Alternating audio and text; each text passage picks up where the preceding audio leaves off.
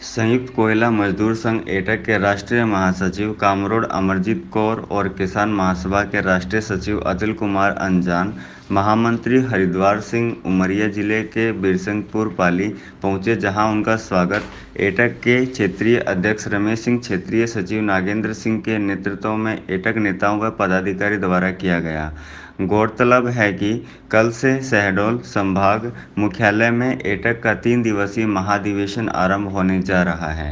एटक के राष्ट्रीय नेताओं ने कहा कि बीजेपी सरकार में महंगाई जमकर बढ़ी है, जिससे आम लोगों की कमर तोड़ दी है। इन्होंने कहा कि बीजेपी राज्य में निजीकरण को बढ़ावा मिला है, जिससे हर व्यक्ति हताश व परेशान हुआ है। पीएम नरेंद्र मोदी को आड़े हाथों लेते हुए एटक नेताओं ने कहा कि मोदी ने कहा था कि देश को बेचकर ही दम लूंगा। एटक के राष्ट्रीय नेताओं ने बताया कि शहडोल में होने वाले महाधिवेशन में हम रणनीति तैयार कर आगामी कार्य में काम कर देश को सुरक्षित करने का काम करेंगे। उमरिया मध्य प्रदेश से दीपक विश्वकर्मा की रिपोर्ट। देखते रहिए आपका अपना चैनल आंचलिक खबरें, अपनों की खबर आप तक। 28 और 29 मार्च को राष्ट्रीय सरकार का आह्वान किया देश के मजदूर संगठनों ने। भारतीय कम्युनिस्ट पार्टी ने फैसला लिया है, दूसरे वामपक्ष पार्टियों ने भी फैसला लिया है और दूसरी पार्टियों से भी गुजारिश की जा रही है कि वो इस हड़ताल का समर्थन करेंगे। भारतीय कम्युनिस्ट पार्टी की तरफ से इस हड़ताल के समर्थन का पहले से ही स्टेटमेंट आ चुका है। उनकी राष्ट्रीय परिषद भी होने वाली है, जिसमें वो रणनीति बनाएंगे कि मज़दूरों के साथ उन्होंने किस तरीके से अपनी भागीदारी इसमें निभाने का वो काम करेंगे। ये हड़ताल के लिए जो हम बढ़ने वाले हैं 28-29 मार्च को, उसमें हमारा सीधे सीधे नारा है और वो ये नारा है कि लोगों को बचाना है और देश को बचाना है, क्योंकि हम ये समझ रहे हैं कि देश को नरेंद्र मोदी की सरकार ने खतरे में डाला है। जिस जगह से हम लड़ना शुरू किए थे कि ईस्ट इंडिया कंपनी ने हमारे देश को गुलाम बना लिया और महारानी की सल्तनत की हुकूमत हो गई यहाँ पर, और वो हमारे देश के संसाधनों को लूट रहे हैं, हमारी गरीबी बढ़ा रहे हैं, मुफलिसी बढ़ा रहे हैं, हमारी धन दौलत बाहर ले जा रहे हैं। हमारा संघर्ष वहाँ से शुरू हुआ था और हमारे देश के मजदूरों ने और लाल झंडा थामने वालों ने भी उस जंगे आज़ादी के अंदर बखूबी रोल अदा किया था।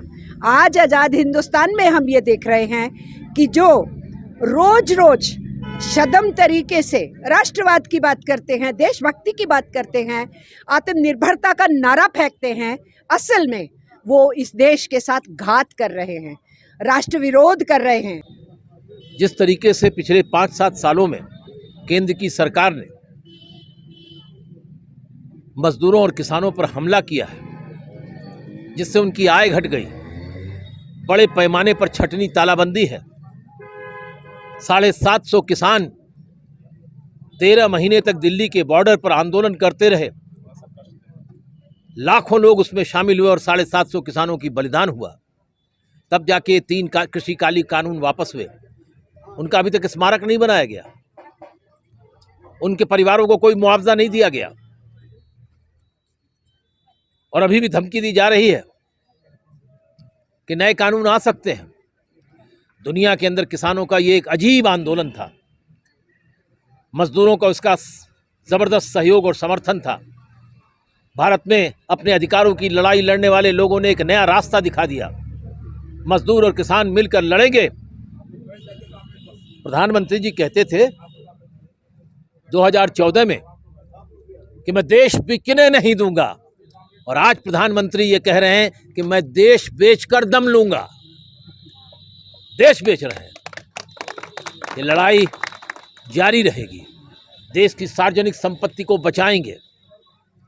ये मोदी जी आपकी पार्टी के लोगों ने नहीं बनाई है, ये देश के मजदूरों और किसानों ने HAL BEL rail GIC LIC,